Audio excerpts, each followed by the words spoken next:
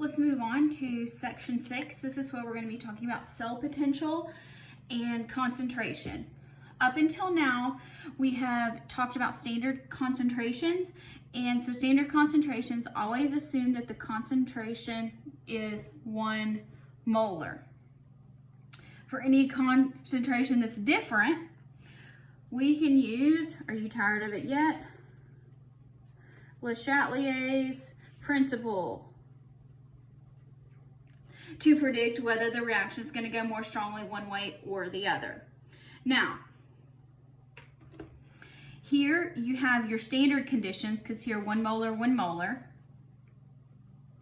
And there's your standard condition of the cell. Now here we've changed it and we're making this 2 molar and making this less than 1 molar.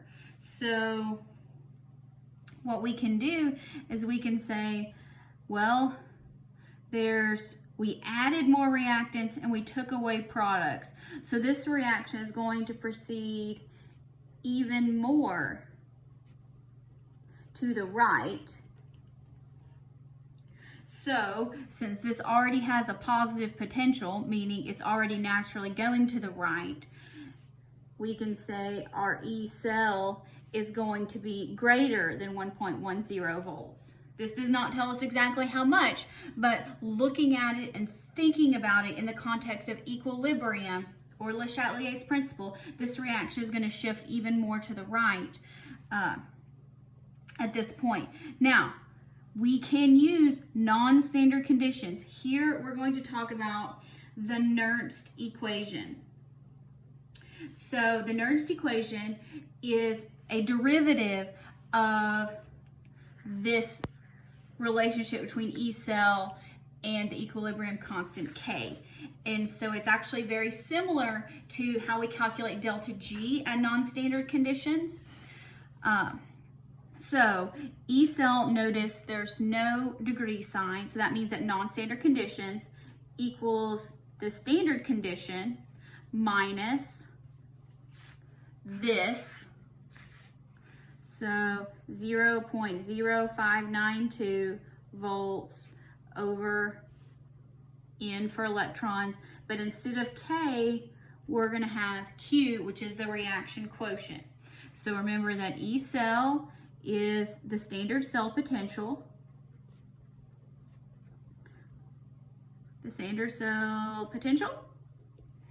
that you would find from the chart. N, the number of moles of electrons that are transferred, and then Q represents the reaction quotient. So the reaction quotient. So for our standard reaction, AA plus BB, CC, little d, big D, where the lowercase letters are our coefficients. So we have products to their coefficients over reactants to their coefficients. You've seen that several times. That's not anything new, just a refresher. Reaction quotient Q. Make sure you know the difference between Q and K. So let's try this. Based on these following 2 half reactions. Here we have copper at 0.01 molar concentration, and copper is going from 0 to +2, so it is losing electrons. So that is oxidation. Oxidation always occurs at the anode. Yes, I have to write that in every time because I'm probably going to forget it. Here you have a reduction. You have permanganate, acidic conditions, 3 electrons. So that's going to be reduction. That's going to occur at the cathode. Now, here we need to find on our table what this E0 is. So we need copper plus 2 electrons, so 0.34, and that's positive, 0.34 volts. And here at the cathode, permanganate is going to be way up here, so that's 1.68. So 1.68 volts. So that means when we add these up, we're going to go from our cell, so E of the total cell at standard conditions is going to be cathode minus anode. So that equals 1.68 volts minus 0.34 volts, which equals, that's half, 1.34 volts. So that is what we're going to use part of for the Nernst equation. Now, there's that part. Now we have to actually balance this redox equation. So the half reactions are balanced, but because we got to find the number of moles of electrons that are transferred. Okay. So, are these moles equal? Moles of electrons? No, 2 does not equal 3. What do you have to do? You got to multiply this whole thing by 3. So remember, N equals in the redox reaction. So let's make sure we say the balanced redox reaction, because right now this is not balanced. And so we got to multiply this whole thing by 2. Now, note, this represents a current. This does not change with changing the coefficients here. So when I'm multiplying this, you don't have to do anything to Ecell because that just represents movement of electrons. So the electrons are moving. How they move in stoichiometry does matter, though, when we're calculating potentials and at non-standard conditions. So we multiply that by 3.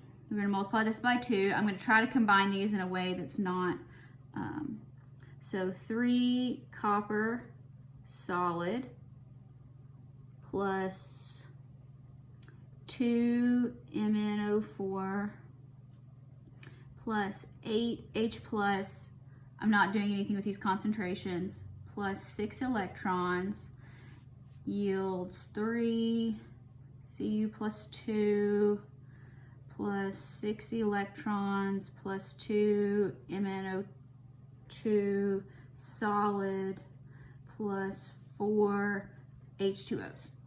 All right, so now you can see, we don't have to go ahead and cancel anything out here. You can, but that we are transferring 6 moles of electrons. So let's go ahead and calculate Ecell here.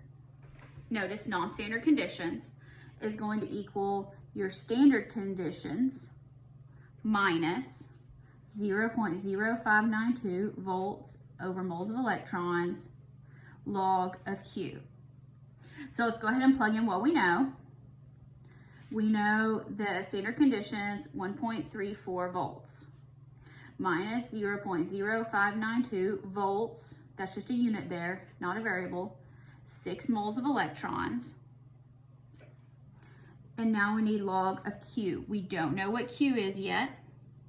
So you can set this up here if you want to. I tend to prefer to calculate Q to the side. So here we're going to have our,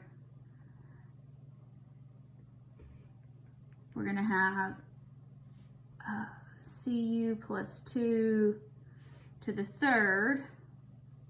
That's a solid, so it doesn't count in equilibrium. Water's a liquid, it doesn't count in equilibrium. So you gotta remember that.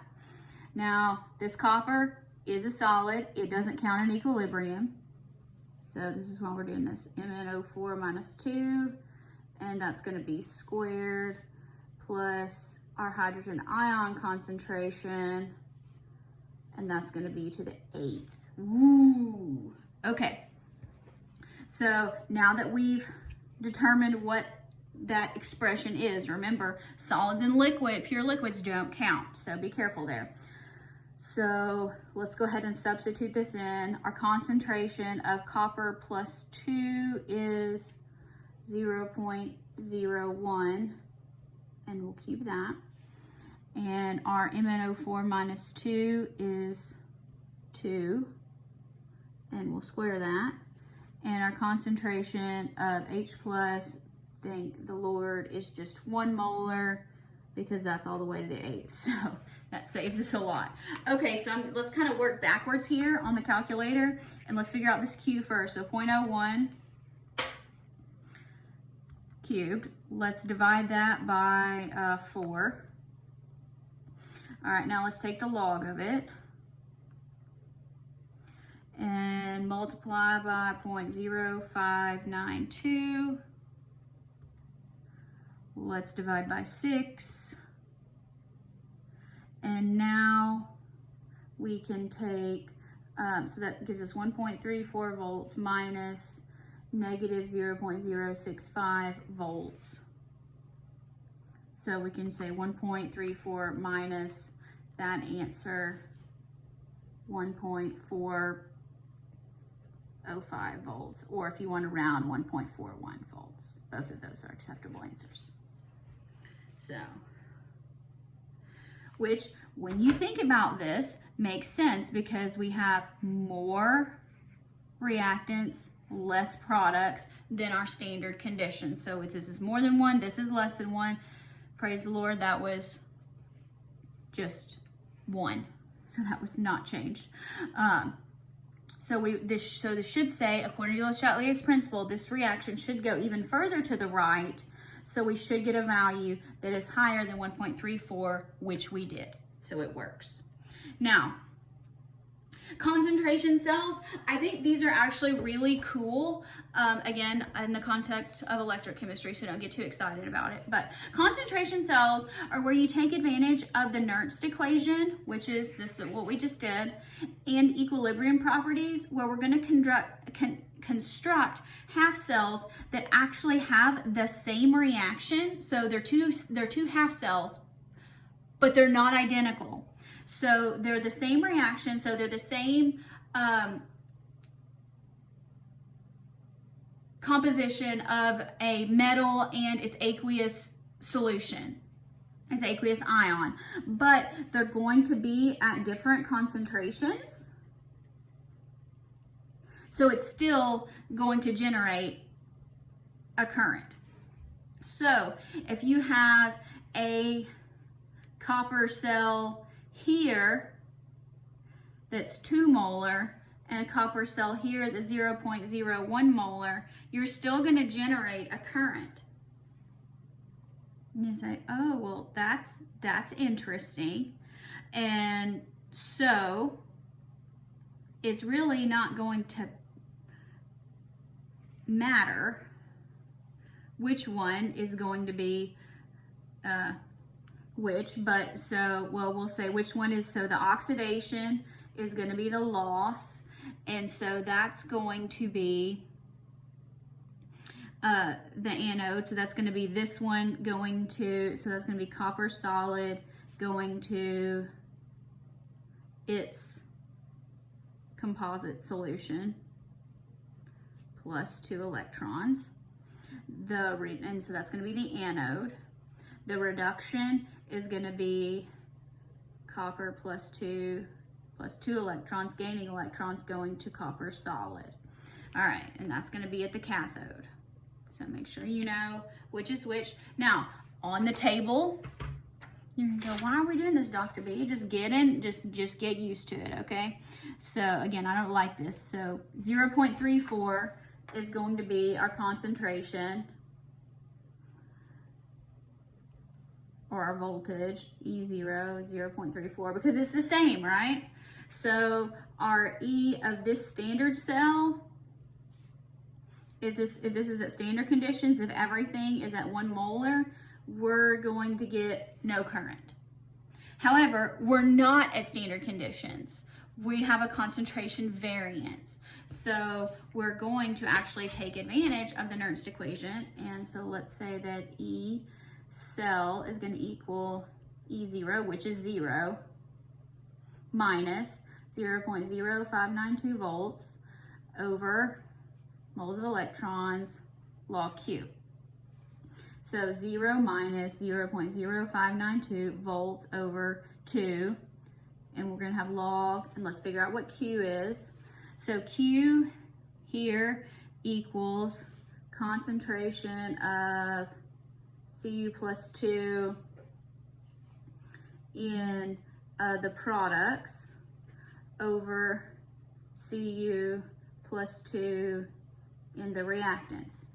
So in the products, 0.010 over 2. So log 0.010 over 2. So let's see what kind of current we're going to get. 0.010 divided by 2. Take the log times 0.0592 divided by 2. And let's go 0 minus that answer. So you should generate a current that's going to provide you 0.068 volts. Now note, this is not a particularly strong current, but you can still generate a current.